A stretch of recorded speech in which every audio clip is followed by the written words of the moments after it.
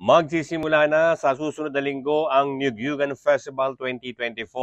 Sa August 8, sisimulan ito sa pamamagitan ng Ginoo at Binibining Niyugyugan. Sa August 9 ay ang opening ng Niyugyugan Festival.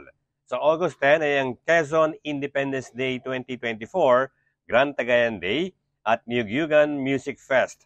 Sa August 11 ay ang Kulturang Quezonian.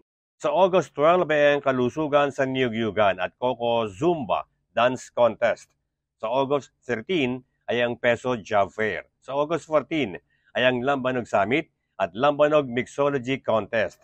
Sa August 15 ay ang Coco Olympics 2024. Sa August 16 ay ang Kulturang Quezonian Painting Contest, Float Display, Tagayan Dance Ritual Contest at sa August 17 ay ang Niyugyugan Grand Parade 2024 kasama na rito ang Sayaw sa Niyog, Float Competition at Dance Showdown Competition.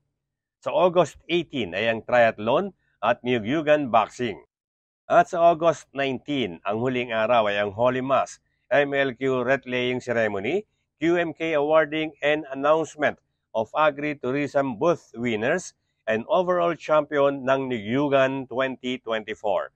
Bern Abrigo nag-uulat para sa DZDG 96.7 Destiny Radio at your service.